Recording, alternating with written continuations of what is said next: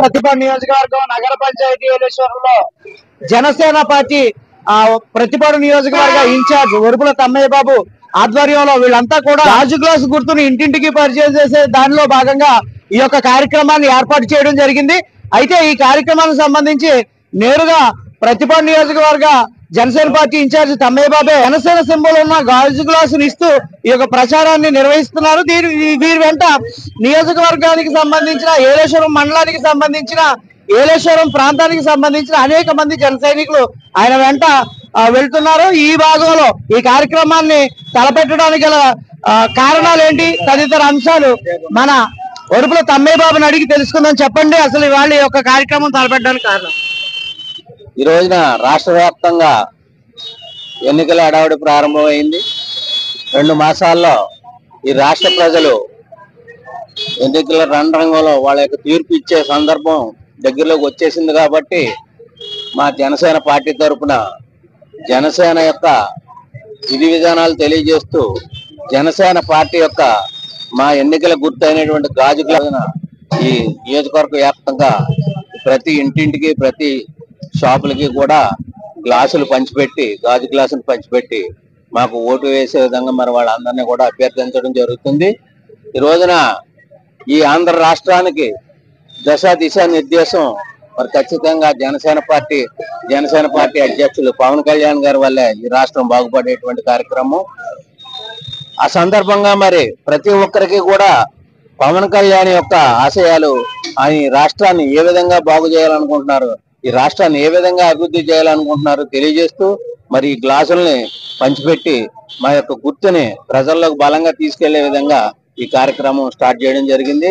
మరి నియోజకవర్గ వ్యాప్తంగా ఈ గ్లాసు ప్రతి ఇంటింటికి ప్రతి షాపులు ఏదైతే టీ షాపులు ఉన్నాయో అక్కడ కూడా పంచిపెట్టి పార్టీ సింబల్ ని ప్రజల్లో బలంగా తీసుకెళ్ళడానికి ఇప్పుడు ఈ నియోజకవర్గ జనశ్రేణులు అందరితో కలిసి నేను ఈ కార్యక్రమం చేపట్టింది. ఇప్పుడు పొత్తుల్లో భాగంగా ఆంధ్ర రాష్ట్రంలో చాలా చోట్ల గందరగోళ వాతావరణం నెలకొంటుంది. అలాగే కొంతమంది సీనియర్ తెలుగుదేశం నాయకులు ఎవరైతే ఉన్నారో రాజమండ్రికి సంబంధించి వారు కూడా ఈ మధ్య హాట్ కామెంట్స్ చేయడం జరిగింది. దీంట్లో భాగంగా ఇది పొత్తు కంటిన్యూ అవుద్ది అనుకుంటున్నారా, లేకపోతే ఇలాగే కొనసాగుద్ది, గందరగోళ వాతావరణంలో ఏమైనా ఇబ్బందికర వాతావరణాలు ఏర్పడతాయంటారా?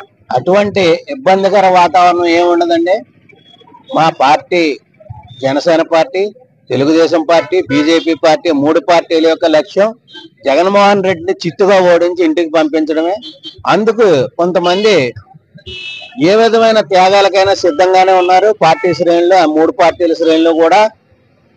మరి ఈ రోజు ఈ రాష్ట్రంలో ఈ జగన్మోహన్ రెడ్డి నరకాసుర పరిపాలన ఇంటికి పంపించే విధంగా మరి మేము అందరం కూడా కలిసికట్టుగానే ఉంటాం.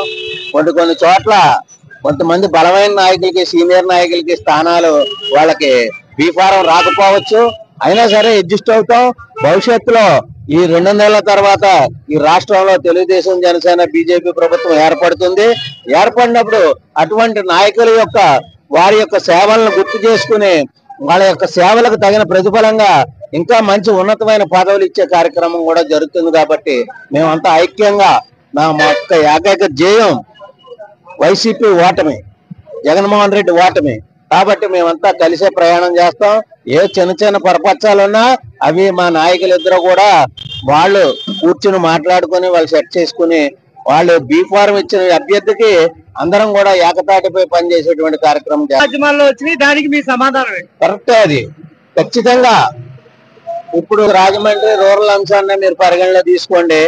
పవన్ కళ్యాణ్ గారు కందుల దుర్గేష్ గారిని మీరు పని చేసుకోండి, మీకు ఈ రూరల్ టికెట్ ప్రకటించడం జరుగుతుందని చెప్పారు. దాని మీద వెంటనే సోషల్ మీడియాలో రకరకాల కామెంట్లు, అవన్నీ కూడా ఈ వైసీపీ కార్యకర్తలు, వైసీపీ ఫేక్ మీడియా వాళ్ళు ఈ ప్రజల్లోకి బలంగా తీసుకెళ్లి ఈ పొత్తును విచ్ఛిన్నం చేసే పనిలో వాళ్ళు ఉన్నారు. అది ఖచ్చితంగా జరుగుతుంది. ఏ విధంగా అయినా సరే క్రిటిసైజ్ చేస్తా ఉన్నారు వాళ్ళు మమ్మల్ని కూడా. మీరు 3 పార్టీలు కలిస్తే కానీ మమ్మల్ని నెగ్గలేరా, మీరు సింగిల్ గా రండి, మా సింహం సింగిల్ గా వస్తుంది అని చెప్పేసి అని వాళ్ళు మాట్లాడడం జరుగుతుంది. మమ్మల్ని రెచ్చగొట్టడానికి పదే ప్రయత్నం చేస్తా ఉన్నారు. కానీ ఈ రోజున ఉభయ పార్టీలు అందరూ కూడా వ్యతిరేక ఓటు చీలకుండా జగన్మోహన్ రెడ్డికి బుద్ధి చెప్పే విధంగా మరి కార్యక్రమం తీసుకున్నాం. కాబట్టి వాళ్ళ మాటలను మేము ఏ విధంగానే లెక్క చేయం. ఎందుకంటే ఈ రోజున మూడు పార్టీలు కలాల్సిన ఆవశ్యకత ఎంతైనా ఉంది ఈ రాష్ట్రంలో. జగన్మోహన్ రెడ్డి యొక్క ఫ్యాక్షన్ పరిపాలనని తట్టుకునే విధంగా జగన్మోహన్ రెడ్డి యొక్క ఎన్నికల్లో రిగ్గింగ్ చేసేటువంటి కార్యక్రమం మనం చూసాం. తిరుపతిలో ఎంతో మంది అధికారులు బలైపోయారు కూడా, తప్పుడు ఓట్లు వేయించి తప్పుడుగా వాళ్ళందరినీ కూడా జగన్మోహన్ రెడ్డి ప్రయత్నిస్తున్నాడు. కాబట్టి అతనికి బుద్ధి చెప్పడానికే మా మూడు పార్టీలు ఏకం అవడం జరిగింది. అంటే ఇప్పుడు ప్రతిపాడు నియోజకవర్గం అంటే ఆంధ్ర రాష్ట్రంలో 2019 ఎన్నికల్లో ఏదైతే వైసీపీ భారీ మెజార్టీతో గెలిచిందో అంతకన్నా ఎక్కువ మెజార్టీతో మేము గెలుస్తాం. మేము పెట్టిన సంక్షేమ పథకాలు, అభివృద్ధి కార్యక్రమాలే మా ఎజెండా. అలాగే ప్రతిపాడు నియోజకవర్గంలో కూడా చాలా భారీ సంక్షేమం జరిగిందని చెప్పి చాలా మంది చెప్తున్నారు. ఇవాళ కొత్తగా వచ్చిన నాయకులు కానీ పాత నాయకులు కానీ, దానికి మీ కామెంట్? ఈ రాష్ట్రంలో కాదు, ఈ నియోజకవర్గాన్ని, ఈ మండలాలని కూడా మీరు పరిగణలో తీసుకోండి. కనీసం ఎక్కడ సంక్షేమం జరిగింది, ఏ విధమైన కార్యక్రమం జరిగింది? జస్ట్ కొద్దిగా మనకి 2 కిలోమీటర్లు ఎదురుకెళ్తే ఆ రహదారిని చూడండి. ఎంతమంది ఆ రోడ్డు వల్ల యాక్సిడెంట్లు అవి దెబ్బలు తిన్నారు, ఎంతమంది ఆ రోడ్ల వల్ల యాక్సిడెంట్ అవి ప్రాణాలు కోల్పోవాల్సి వచ్చింది. ఎక్కడుంది అభివృద్ధి? ఏం చేశాడు ఈ జగన్మోహన్ రెడ్డి అభివృద్ధి? ఒక్క అభివృద్ధి మటుకు జరిగింది. వైసీపీ నాయకులు, కార్యకర్తలు కూడా వేల కోట్ల రూపాయలు అవినీతి చేసి వాళ్ళందరూ కూడా ప్రతి ఒక్కరు కూడా ధనవంతులు, కోటీశ్వరులు అవ్వడం జరిగింది. అలాగే ఈ రాష్ట్రాన్ని దాదాపుగా 12 లక్షల కోట్ల రూపాయల అప్పులకి ముంచేసినటువంటి ఘనత, అభివృద్ధి జగన్మోహన్ రెడ్డి చేశాడు తప్పించి ఈ రాష్ట్రంలో ఎక్కడ అభివృద్ధి జరగలేదు. గతంలో తెలుగుదేశం ప్రభుత్వంలో చేసిన సంక్షేమ కార్యక్రమాలకి ఈ రోజు కూడా డబ్బులు ఇవ్వలేనటువంటి పరిస్థితి ఈ రాష్ట్ర ప్రభుత్వానికి. ప్రతి నెల 1వ తారీఖుకి గవర్నమెంట్ ఉద్యోగులకు జీతం ఇచ్చేటువంటి గత రాష్ట్ర ప్రభుత్వాలను చూసుకోండి. ఈ రోజున 10వ తారీఖు, 15వ తారీఖు, 20వ తారీఖు కూడా జీతాలు ఇస్తున్నటువంటి పరిస్థితి ఈ రాష్ట్ర ప్రభుత్వానికి. ఎక్కడుంది అభివృద్ధి? ఏమీ అభివృద్ధి లేదు.